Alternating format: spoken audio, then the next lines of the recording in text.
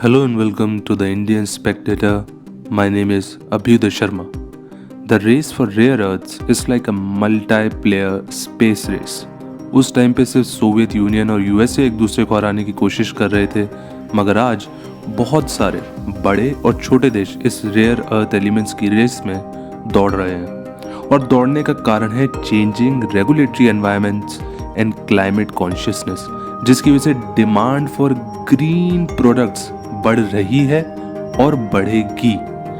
जैसे कि जिस फ़ोन में आप ये वीडियो देख रहे हैं, टेलीविज़न जिसमें आंटी जी अपना फेवरेट सीरियल देखती हैं, या फिर एक इलेक्ट्रिक व्हीकल जो नजफगढ़ के चिट्टू ने अभी अभी खरीदी है, हर इन प्रोडक्ट में चाहिए rare earth element. And since the demand of these products will increase, so would the demand for minerals. Do I have data to substantiate my claim? Yes. Conventional automobiles में करीबन 25 किलो कॉपर और 10 kg manganese की ज़रूरत है। वहीं पे electric vehicles में 50 kilo copper, 45 kilo cobalt, 50 kilo graphite और लगभग 20 किलो मैंगनीज की ज़रूरत पड़ती है। अगर हम रिन्यूएबल एनर्जी सिस्टम्स की ही बात कर लें तो करीबन 100 किलो कॉपर और 75 किलो जिंक की ज़रूरत पड़ती है। Even IEA international energy agency says कि अगर हमको पेरिस टारगेट 2 डिग्री सेंटीग्रेड से कम रखना है तो 2040 तक हमको करीबन 4 गुना मिनरल्स की ज़रूरत पड़े। So what are these rare earth elements जिसके पीछे ज़माना दीवाना है? It is a group of 17 elements.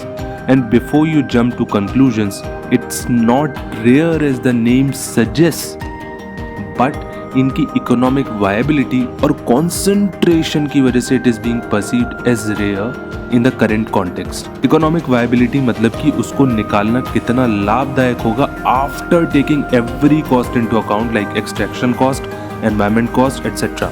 And for China, South China Sea से एक्सट्रैक्शन बोथ इकोनॉमिकली वायबल है और अच्छी क्वांटिटी में मौजूद है। अगर अच्छी खासी क्वांटिटी नहीं होगी तो कोई क्यों इतना पैसा लगा के खुदाई करेगा?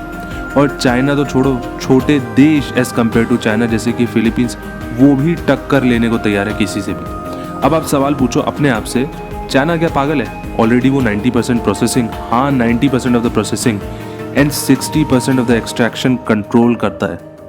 उसको क्या ज़रूरत पड़ गई है हाल फिलहाल? The reason is it has destroyed the China's environment and China is looking for alternative sources. Okay, if China is looking for alternative sources, why not go to Africa? Africa is looking for investment and China has money. It is a win-win situation. The thing is, it has a risk called security risk. आए दिन वहाँ पे coup या civil war होती रहती है.